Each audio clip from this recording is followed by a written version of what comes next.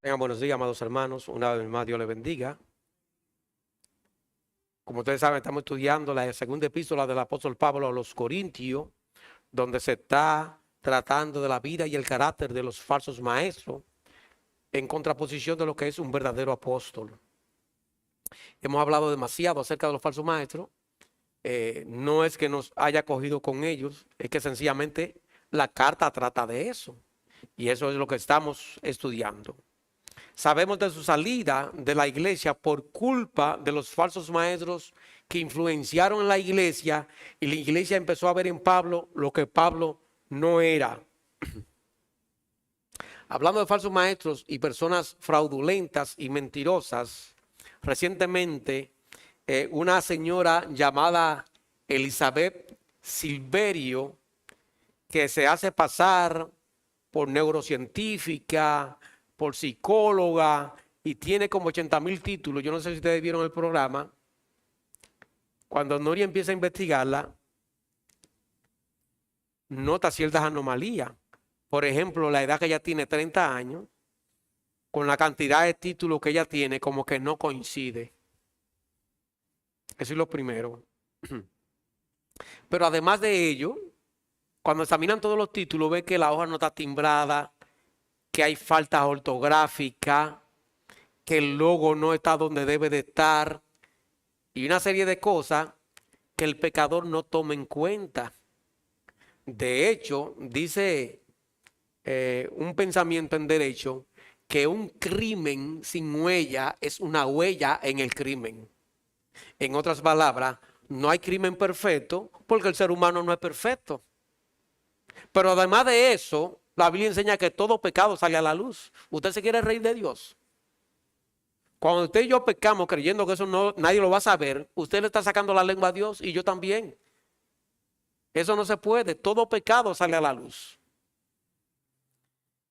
Esta señora se vende como una autoridad y la han comprado como una autoridad. Yo estuve examinando la vida de ella ahí en YouTube, y en el gobierno de Leonel Fernández, el Senado tratando un tema acerca de cómo educaron los niños que tienen déficit de atención y ese tipo de cosas, la persona que se invitó fue a ella. O sea, ella reina como la máxima autoridad en esa área científica, cuando en realidad no ha hecho ningunos estudios. Todos los títulos eran falsos. Y diría, pastor, ¿por qué te trae eso aquí? Porque lo que estamos hablando de los falsos maestros, primeramente porque es una falsedad, pero lo segundo es que desgraciadamente la mujer es pastora. Ahí estamos todos metidos en el sancocho, como diría mi mamá. O sea, aquí hay un estafador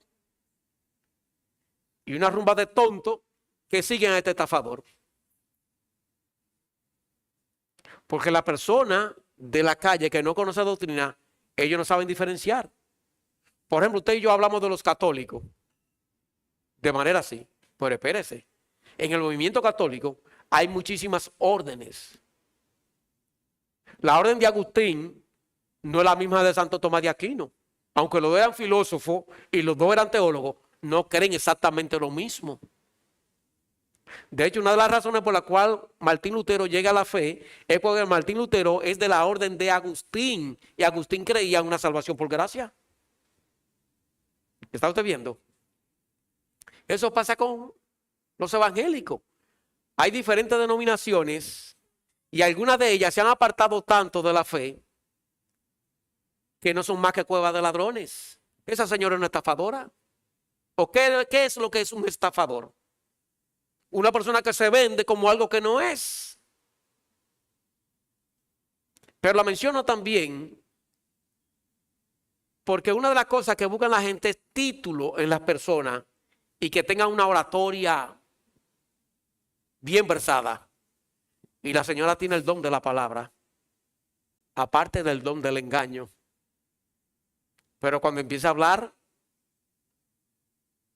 no convenció a Nuria, porque cuando Nuria se le tira a una gente, ya tiene todo en la mano investigado. Ella pregunta, pero ella le pregunta, ¿qué cédula? ¿Usted tiene cédula? Pero ella ya tiene el número suyo. la foto y todo, y dónde usted nació, y de qué usted vive. Es una fiscal. Lo que pasa es que no le paga el gobierno, pero una fiscal.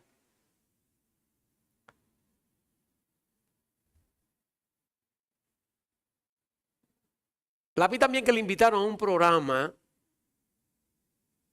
de ciencia como neurocientífica. Es increíble, amados hermanos, el afán que la gente tiene por los títulos y el deseo que tiene de brillar delante de los hombres. Porque ¿qué mueve a una persona a falsificar cosas? Fíjese, ahora tiene que enfrentar la justicia, porque eso no lo dejan así. Usted está ejerciendo una profesión muy delicada. No solamente usted está enseñando a niños que tienen un problema, que tienen problemas mentales. Usted se ha metido en una camisa de 11 varas, como dicen por ahí. Allá nos lleva a la mentira. Y en cierto sentido eso es hasta una bendición de Dios, que la justicia está enfrente y te tranque, porque quizás tú entres en razón, pudiera conocer a Cristo verdaderamente y entonces evita una justicia futura, que es la justicia de Dios allá en el trono de Cristo. Mire conmigo 1 Timoteo capítulo 4, verso 1 al 2, lo que dice. 1 Timoteo 4, 1 al 2, si pueden proyectar, por favor.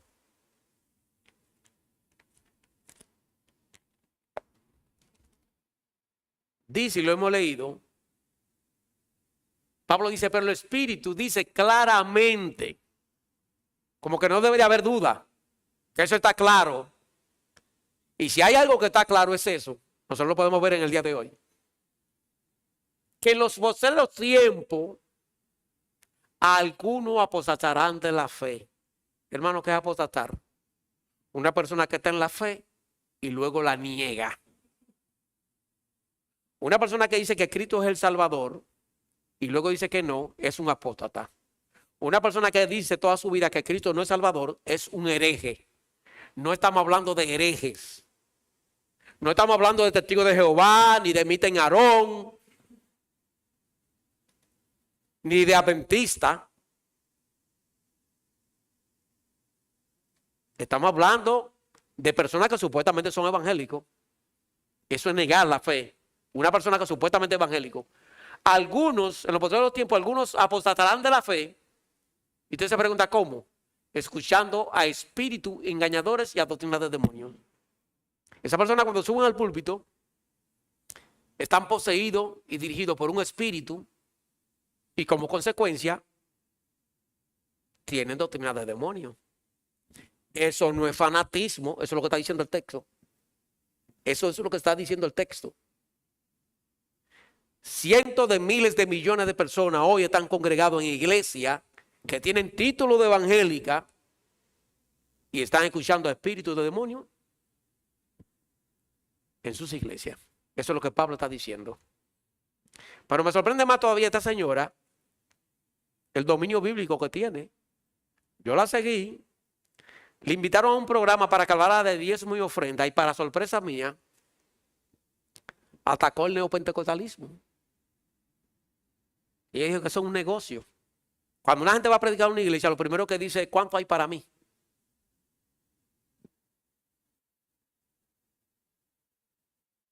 Lo dice ella, que es del movimiento pentecostal. No es un bautista que lo está diciendo. Lo pueden buscar en YouTube.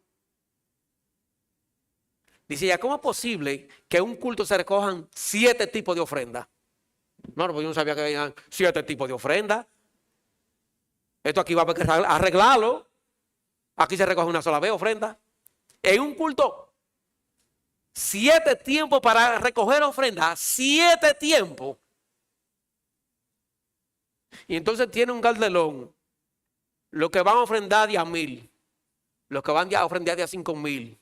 Los que van a ofrendar de a 15000. Por grupo. Porque hay un renglón para los empresarios. Eso, por ejemplo, de Celeste para allá tienen que llevar un saco de cuarto. Son empresarios. Hermano, el ataque viene de dentro de ellos mismos. Mira lo que dice 2 Corintios 11:13, por favor. El ser humano es dado a seguir otro evangelio desde su inicio.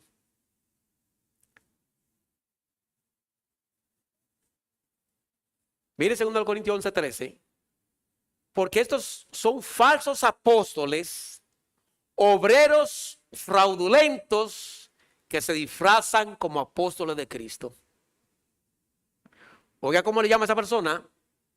Falsos, fraudulentos y que se disfrazan. No son cristianos. Personas impías hoy están dirigiendo muchas iglesias cristianas. De nuevo, el ser humano es dado a seguir otro evangelio. Desde que la iglesia nació empezó a desviarse. Lo he dicho en otra ocasión. La iglesia que nació en el libro de Hechos es la iglesia católica. Esa iglesia empezó a deteriorarse en la fe, a deteriorarse. Ya en el siglo casi IV nombró un papa diciendo que Pedro era el primer papa y que no se había casado. Hablando una serie de mentiras que están clarísimas en la Biblia que son mentiras. Porque la Biblia incluso hasta habla de la suegra de Pedro. Yo no sé si a usted le llama la atención que no habla de la suegra de Juan y Juan estaba casado. No habla de la suegra de Mateo y Mateo estaba casado. No habla de la suegra de Felipe. No. El Espíritu Santo habla de la suegra de Pedro porque Dios sabía lo que en el futuro se iba a levantar.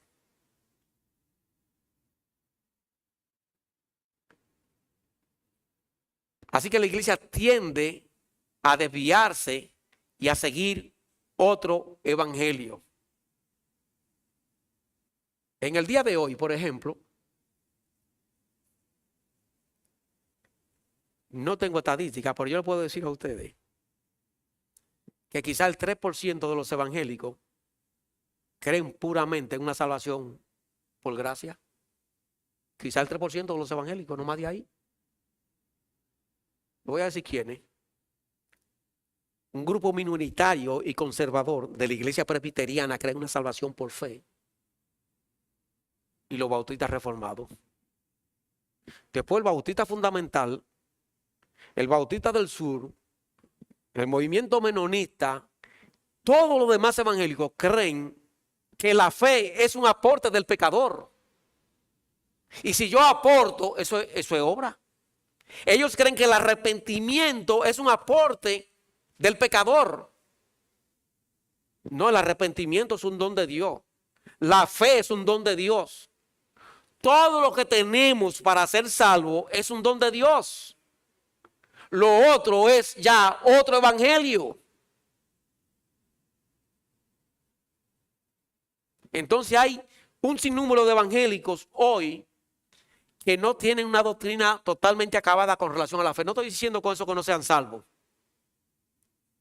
Lo que estoy diciendo es que su conocimiento de la gracia es limitado. No quiero ser extremista, porque Spurgeon dice en uno de sus libros, en su libro No hay otro evangelio, que el que no cree en la elección no es cristiano. Ustedes ven a los bautistas hoy citando a Spurgeon, pero Spurgeon era un calvinista rabioso. Entonces tildan a Calvino de que Calvino era un hereje.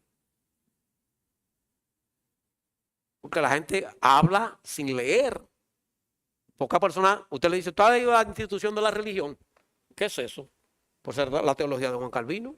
Usted está atacando a ese personaje sin haber leído nada de él. Bueno, amados hermanos, frente a tantos engaños, ¿cómo pudiéramos nosotros evitar el engaño? Si el ser humano es tan crédulo y cuando una persona habla bonito y tiene cierto dominio de lo que está hablando, la gente normalmente se deja persuadir. Yo vuelvo al caso de esa señora. Es la única persona que Nuria ha enfrentado que no le ha metido cuco. Después yo he visto hombres temblorosos cuando Nuria lo está entrevistando. Y esta mujer le enseñan todos los papeles y aún así no está nerviosa, como que parece como si un espíritu del infierno le ha dado un don de seguridad, porque te está enseñando todos los papeles que son falsos, y esa mujer sigue hablando con una seguridad increíble, digna de ser analizada.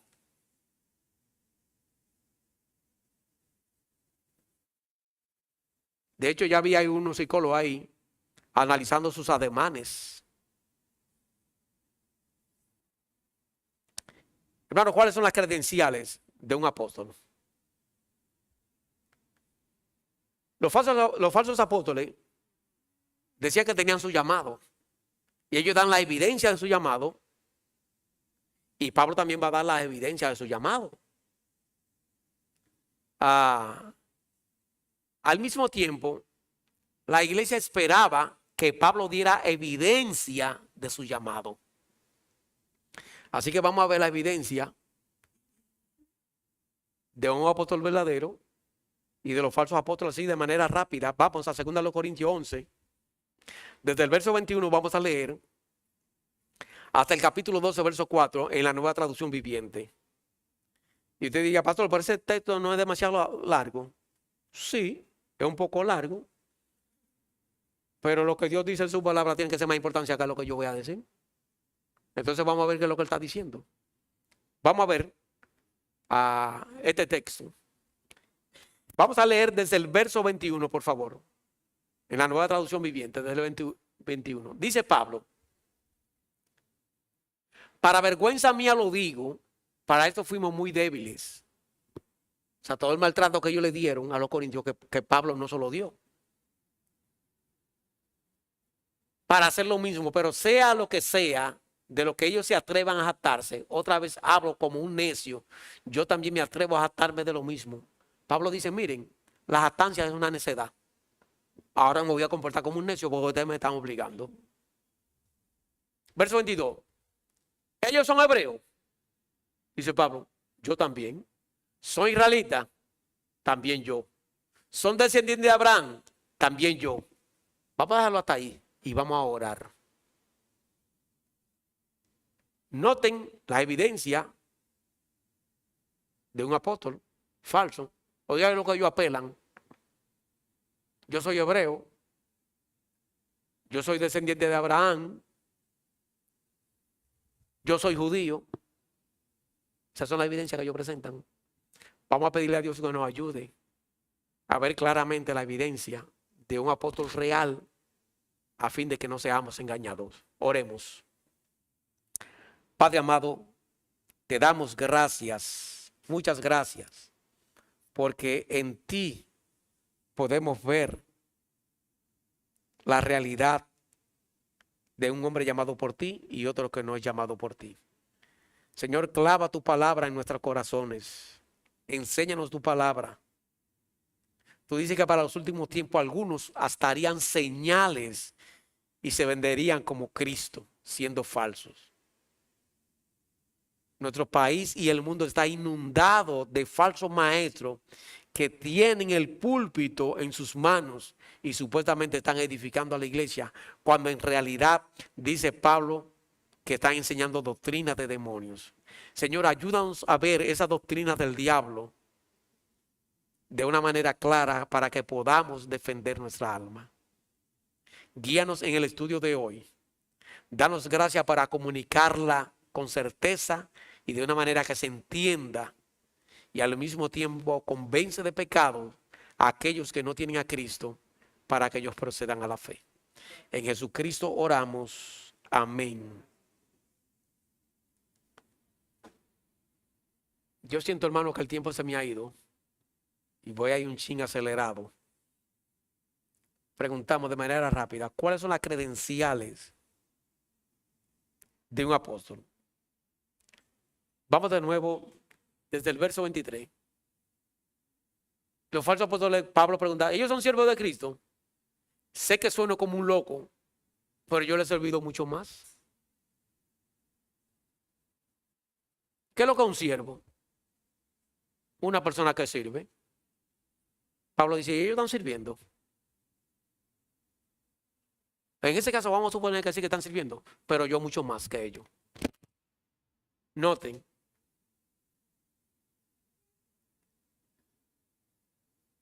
he trabajado con más esfuerzo.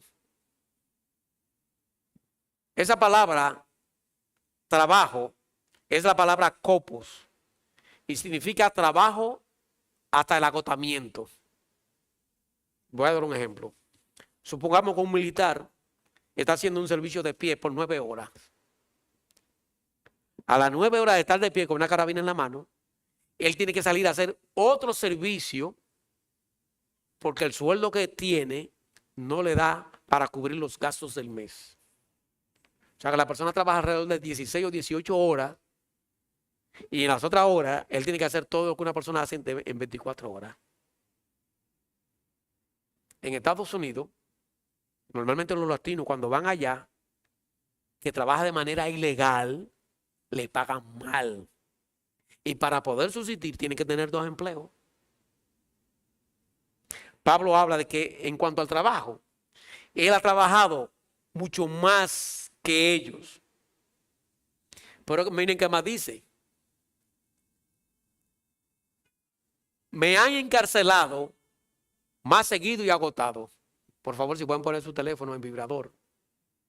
O sea, en cárceles, él ha sido mucho más encarcelado que ellos.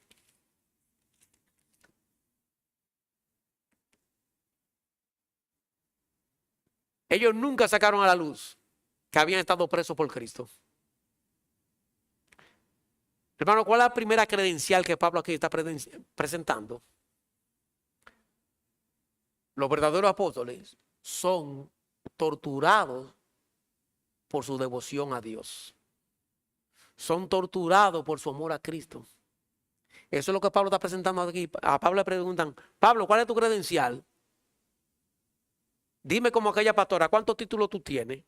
¿Dónde tú te graduaste? Pablo le está diciendo, no, yo le voy a decir que yo me gradué. Trabajo como un animal. Vivo preso. Y por ahí sigue. Esas son las credenciales que él está presentando. Mire lo que sigue diciendo. Fui azotado innumerables veces y enfrenté la muerte en repetidas ocasiones. Azotado en innumerables ocasiones.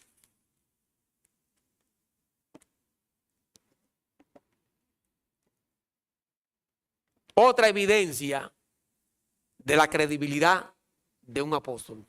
Su sufrimiento o tortura por Cristo. Los azotes no eran como los azotes que algunos padres dan en el día de hoy. Que cuando el muchacho se revela, agarran un paño y le dicen, no, haga, es un pañito. Y el muchachito virándolo.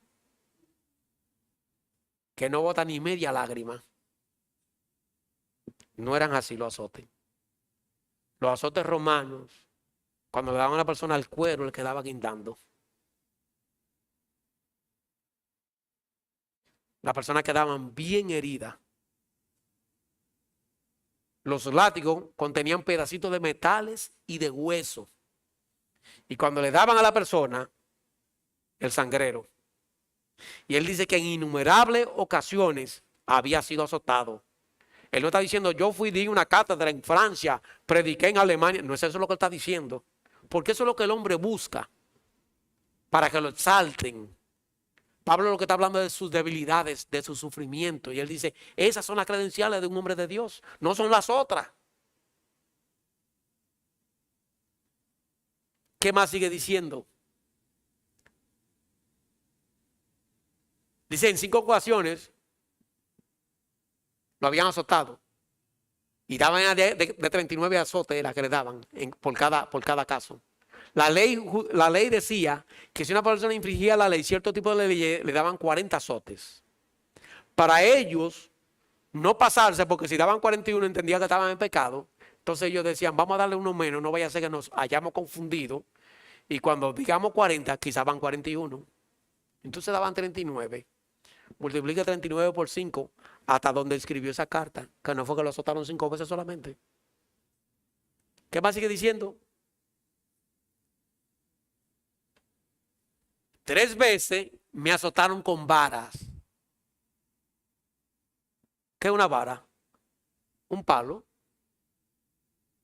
Así como usted lo oye, un palo. Aquí hay personas todavía con deformaciones de palo que recibieron en el gobierno de los 12 años. El señor Virgilio, que me dio clase en Honduras de los derechos humanos, ese señor me dio gambado de unos cuantos palos que le dieron por los pies. Si te quiero observarlo caminando un día. Tiene deformación en la rodilla de palos que le dieron. Pablo está diciendo aquí que lo azotaron con palos. No fue que lo recibieron con una alfombra y ese tipo de cosas. Ese es el tipo de credencial del cual está hablando. Dice, 3 veces he sufrido un naufragio. ¿Usted no ha pasado por esa experiencia? Piense por un momento en el caso de Jonás. Que el barco estaba por explotar por el juicio de Dios. Hasta que agarraron a Jonás y lo jondearon como un saco. Y la cuestión se calmó. Cuando él dice que 3 veces he sufrido un naufragio, es que el barco fracasó y él se mantuvo a flote, quizás agarrado de un pedazo de madera. En 3 ocasiones. ¿Qué va a seguir diciendo? Una vez y una noche. Una vez pasé toda la noche y el día siguiente a la deriva del mar, en ese naufragio. ¿Qué más sigue diciendo? He estado en muchos viajes muy largos y no en aviones ni en carro. La persona del día de hoy está tan cómodo que a veces tú le dices, vamos allí o visítame a mi casa. Él dice, no, yo estoy a pie. Pero a pie que tiene el carro dañado. O sea, él cogiendo un taxi o pagando carro público, es a eso que le llama a pie. Mire si estamos cómodos. La gente mientras más cómodo, más se queja. Yo recuerdo cuando yo era un adolescente, que habían como 5 canales nada más de televisión, y cada vez que te iba a cambiar un canal, no tenía que pararse y y empezar a mover la antena para allí, para aquí, para acá. O subirse en la azotea, ya se ve, no, voceando. Dale un chip a la derecha. Hoy usted en un sillón, chac, chac, chac, chac. Pero nos quejamos. Dice que enfrentó mucho peligro. He estado en muchos viajes muy largos. Enfrenté peligro de ríos. Nosotros no vivimos al lado de un río. Pero cuando un río se bota, eso es algo que mete miedo. Aquí los otros días llovió 3 días y muchos carros se ahogaron. Porque hay salvavidas, lo que no hay es salvacarros. Entonces los carros se ahogaron.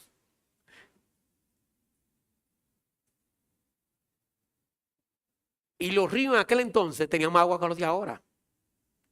¿Cómo lo sabemos? Porque los ríos hace tiempo que se están secando.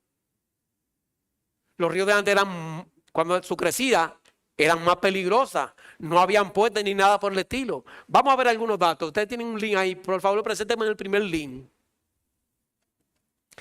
El 31 de agosto del 1931, en el 1935,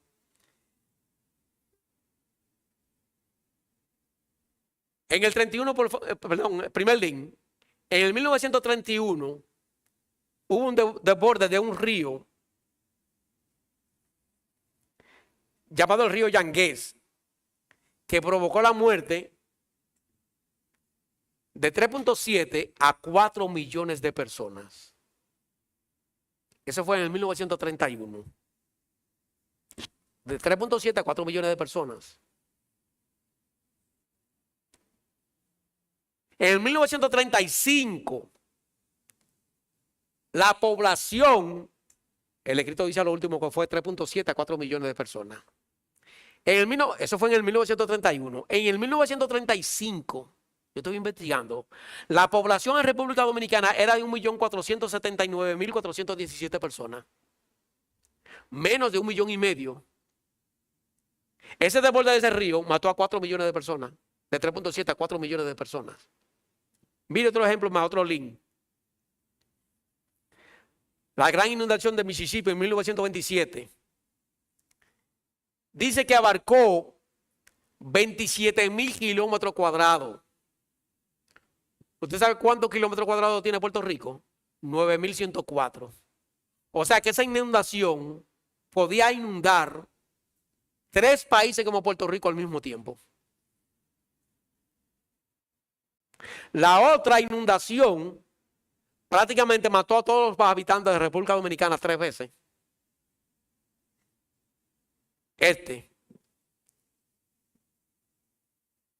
Esta inundación, 27,000 kilómetros cuadrados. Puerto Rico tiene 9,104. Prácticamente inundó a Puerto Rico 3 veces.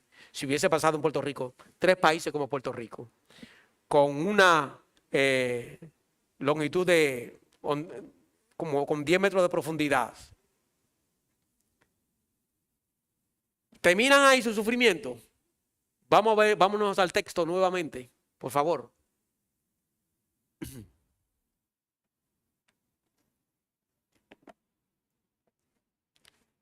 Si pueden poner el texto, 2 Corintios nuevamente.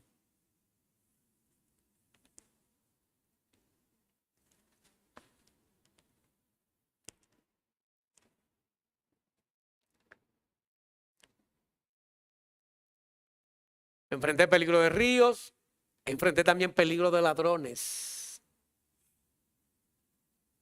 En esos viajes, tenía que caminar de noche y todo eso, habían personas que vivían de la caridad de los demás. Lo asaltaban. En nuestro país hay lugares donde si usted pasa a alta hora de la noche, le tiran piedra para que usted se accidente en el carro. Y cuando usted se accidenta, ellos no van a socorrerlo, ellos van a buscar lo suyo. Bueno, pues en ese tiempo donde Pablo transitaba, eso estaba minado de ladrones. Él estaba en peligro de ladrones. Dice él también, enfrenté el peligro de mi propio pueblo. Los judíos que mataron a Jesús fueron quienes persiguieron rabiosamente a la iglesia y querían matar a los apóstoles. Peligro de mi pueblo, los judíos, también de los gentiles. Enfrenté peligro en ciudades. Peligro de judíos y gentiles es peligro de todo el mundo, porque en ese entonces se conocían 2 grupos de personas, los judíos y los gentiles. ¿Quiénes eran los gentiles? Todos aquellos que no eran judíos. Él enfrentó peligro de las 2 personas. Enfrenté peligros en ciudades, en desiertos, en mares. Enfrenté peligro de hombres que afirmaban ser creyentes y no lo son. Personas que se infiltraban en la iglesia, decían que se arrepentían, pero no era para chequear la vida de los cristianos, para entonces perseguirlo. Todavía en el día de hoy eso se da. Por ejemplo, en China, cuando usted va a un culto cristiano, a usted le piden la puerta el celular para que usted no grabe, porque usted puede ser una persona del gobierno y el evangelio está prohibido. Entonces, si usted logró pasar con su celular y grabó, usted va al gobierno y dice, mire, se reúne en esta parte, mire la evidencia ahí. ¿Lo salen a buscar? Venga acá usted. No, yo no, que usted no. Y este video que está aquí predicando, ¿quién es? Ese no es usted. Entonces, en los cultos, las personas entran, tienen que dejar el celular afuera, incluyendo el pastor, porque esa es la regla que hay. Para evitar, y eso es lo más peligroso, los falsos hermanos. Porque los de afuera, ya ustedes saben que son falsos. Por el de adentro, usted no sabe quién es falso. Había personas que supuestamente se convertían, pero era para investigar la vida privada de la iglesia, dar información a las autoridades para perseguirlo, para que ellos fueran perseguidos. He trabajado con esfuerzo por largas horas, soporté muchas noches sin dormir, he tenido hambre y sed, a menudo me he quedado sin nada que comer. No es que el pan no tiene queso, es que no hay pan. Eso es sin nada que comer. He temblado de frío en tiempo de nieve sin tener ni siquiera un abrigo. Sin tener ropa suficiente para mantenerme abrigado. Esas son las credenciales que Pablo está presentando. Él no está presentando que yo prediqué en el Areópago, que yo soy un filósofo, que yo cito a Epicurio, que yo cito todo eso. No, no, no, no, no. Aunque era una persona ducha y yo era un intelectual del momento, él no cita nada de eso.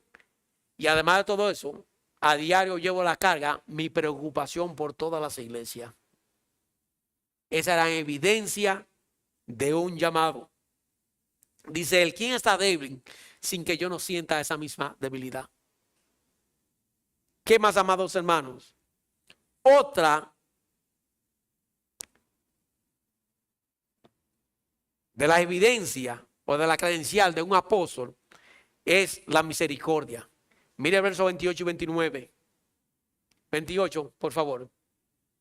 Y además de todo eso, a diario llevo la carga de mi preocupación por todas las iglesias. Mientras ellos vivían de la iglesia, Pablo se preocupaba por la iglesia. Mire lo que dice. ¿Quién está débil sin que yo no sienta esa misma debilidad? ¿Quién se ha dejado llevar por mal camino y que yo no arda de enojo? Como es el caso de ustedes, que se han desviado. Así que la misericordia es otra credencial de un falso apóstol. Tercero, la dependencia. La dependencia. Miren el verso 30 al 33. Si debo jactarme, que no debería, pero si debo, preferiría jactarme en las cosas que muestran lo débil que soy. ¿Usted se imagina un militar jactándose? ¿Ustedes saben quién soy yo? Yo soy el raso Ernesto Santiago. Mucho cuidado conmigo, el raso.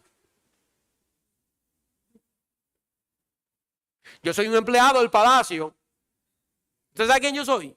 El que sapea el baño. Eso es lo que Pablo está diciendo ahí. Él se está jactando de lo débil que es. Dios el Padre de nuestro Señor Jesús, quien es digno de eterna alabanza, sabe que no miento. En otras palabras, Dios es mi testigo. Pero hay otra cosa más. La dependencia es otra credencial de los apóstoles.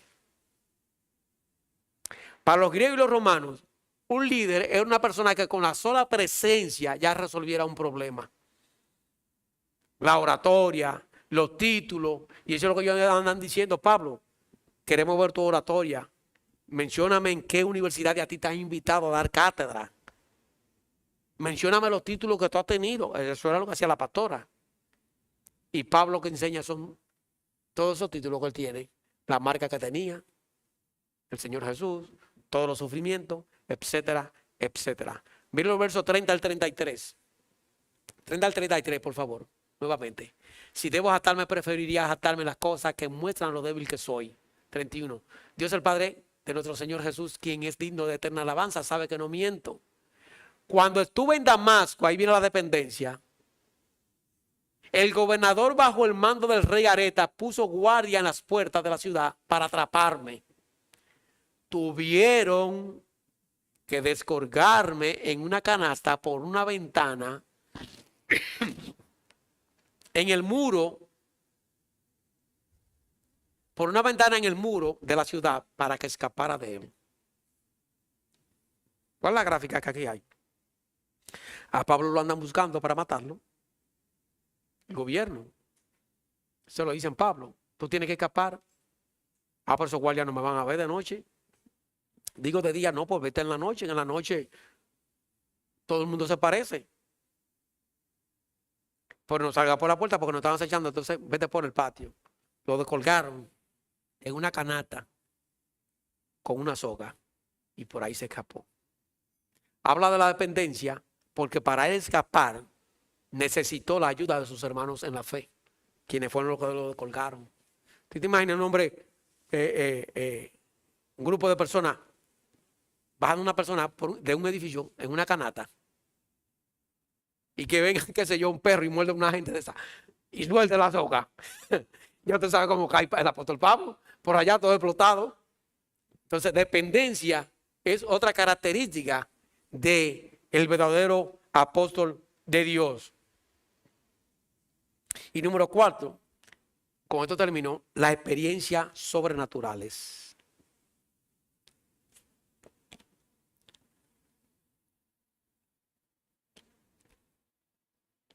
Los falsos maestros afirmaban sus propias experiencias sobrenaturales. Usted sabe que eso está muy de moda hoy. Las experiencias sobrenaturales. La persona que va allí, que viene aquí, que va al cielo, que va por allá. Los corintios entendían que una señal del apostolado era tener experiencias sobrenaturales. Y por esta razón, en el capítulo 12, verso 1 al 4, Pablo se ve obligado a hablar de esa experiencia. Miren lo que empieza diciendo. Ciertamente, no me conviene gloriarme. Y así como empieza, al hombre no le conviene gloriarse. Pero como ustedes me están obligando y exigen que yo hable de mi experiencia sobrenatural, lo voy a hacer. Dice, pero vendré a las visiones y a las revelaciones del Señor. Conozco a un hombre en Cristo. Miren su humildad. Él lo está diciendo yo. Está hablando en tercera persona. Conozco a un hombre en Cristo que hace 14 años sin el cuerpo, no lo sé. Si fuera del cuerpo, no lo sé. Dios lo sabe. Fue arrebatado hasta el tercer cielo. Y conozco a tal hombre. Si en el cuerpo, fuera del cuerpo, no lo sé. Dios lo sabe. 4. Que fue arrebatado al paraíso. Allá estuvo Pablo. Donde oyó palabras inefables que no les he dado al hombre a expresar. Oye, qué buena información hay aquí. Para detectar a los mentirosos de hoy. Amados hermanos. ¿Por qué Pablo no hablaba de esas experiencias sobrenaturales si a la gente le encantan las experiencias sobrenaturales? ¿Por qué no? Lo primero es que esas experiencias no son verificables. Vamos a suponer que aquí sube un hermano y dice, pastor, yo quiero contarle un testimonio. Mire, yo ayer tuve una experiencia sobrenatural. Yo fui al cielo. Ajá. ¿Y cómo tú me lo demuestras? Ah, no, la Biblia dice que hay que caminar por fe. Usted tiene que creerlo. No, no, no, no. Deje su cuento triste. Demuéstrame que usted fue al cielo. Esas experiencias no son verificables. Pablo escribió 13 cartas y la única vez que habla de ese acontecimiento fue ahí. Solamente habló una sola vez y fue prácticamente porque lo obligaron, porque los corintios y los falsos maestros decían, no, no, no. Un apóstol verdadero tiene experiencias sobrenaturales. Mencióname la suya. Entonces Pablo se vio obligado a hablar de esa experiencia. Pero lo segundo es que esas experiencias no edifican a la iglesia, ni producen conversiones verdaderas. Por ejemplo, si usted está luchando contra la avaricia, ¿en qué le ayuda eso que yo le diga a usted que yo fui a Nueva York a predicar en el Espíritu? ¿En qué le beneficia eso? Eso no trae beneficio. Tampoco trae conversiones verdaderas. Lo tercero es que esa experiencia pueden llevar a la persona al orgullo. Hermano, por ahí hay personas que cuando le dan una visa para viajar hacen fiesta y cuando viajan. ¿Tú sabes dónde yo estaba? No. Yo estaba en Europa, pero no se estaba hablando de eso. Pero quiere que se sepa que él estaba en Europa. Vecino, ¿usted no me echó de menos a mí en este mes? No, usted no me echó de menos. Yo no estaba aquí. ¿Y dónde estaba? Yo estaba en Nueva York.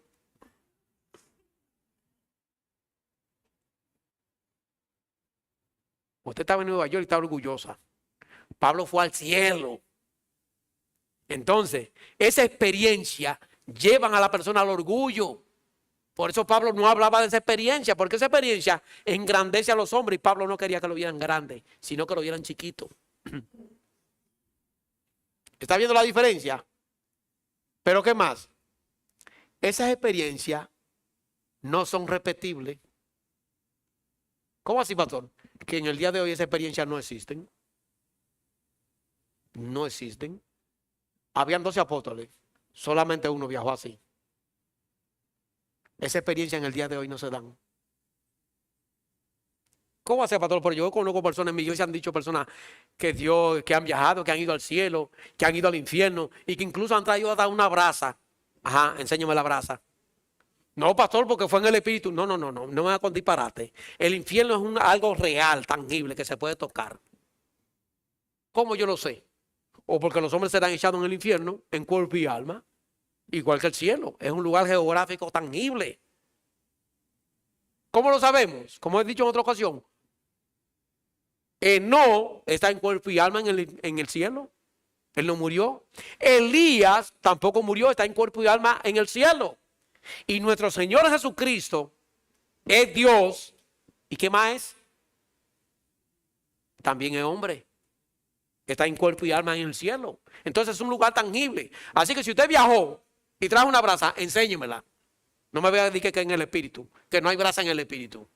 Usted lo que es un buen mentiroso. Y esas iglesias están llenas de mentirosos, conduciendo personas al infierno, a veces de manera inconsciente.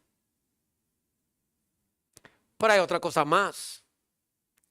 Cuando le dicen a Pablo que describe el cielo, dice Pablo, no, yo oí palabras inefables. El lenguaje humano está limitado, no se puede describir el cielo. Esta gente lo describen. Yo caminé por calle de oro. ¿Y dónde dice la Biblia que las calles son de oro? Sí, pastor, lo dice en Apocalipsis. Pues sí, pero Apocalipsis tiene un lenguaje altamente simbólico. Dice que el mar es de cristal. ¿Cómo usted nada en un mar de cristal? Apocalipsis tiene un lenguaje altamente simbólico.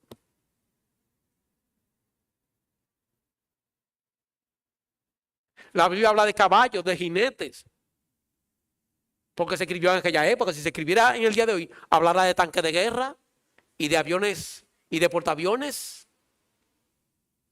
¿O ustedes creen que en la futura guerra mundial la gente va a pelear yendo en caballo con una pistola aquí? No. Ya hay control y los cohetes se manejan por computadora y así. Entonces es un lenguaje altamente simbólico. Cuando dice que la calle son de oro, es que está diciendo que comparemos. Aquí las talvias son de ¿qué? De esa cuestión de petróleo que producen calor. En comparación a la de oro, lo que nos está diciendo es que hay una gran diferencia de aquí a allá.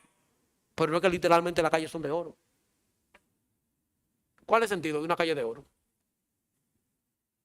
Y un mar de cristal. Hermanos, ¿qué aprendemos de todo esto?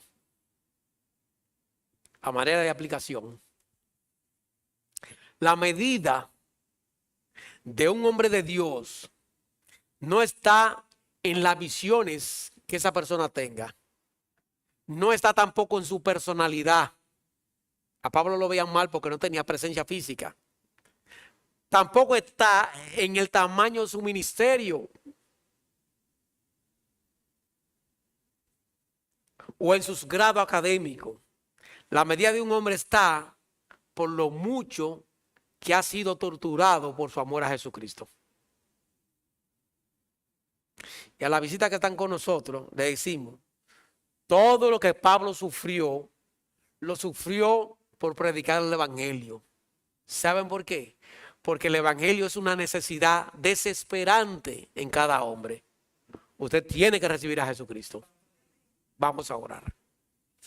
Padre, te damos gracias nuevamente, Señor, porque tú nos instruyes con tu palabra, aclara nuestra mente, nos pone en perspectiva con ella y en ese sentido, Señor, podemos tener luz y darte gloria y honra de una manera más clara. Estamos convencidos del peligro que corre nuestra alma con los falsos maestros. No nos creemos autosuficientes, Señor. Si los cristianos de aquel entonces fueron estafados, también nosotros podemos ser estafados. Lo cual entonces en ese sentido te pedimos que tu gracia nos acoja y que nos siga guiando. En Jesucristo oramos. Amén. Recuerden que tenemos algo todavía.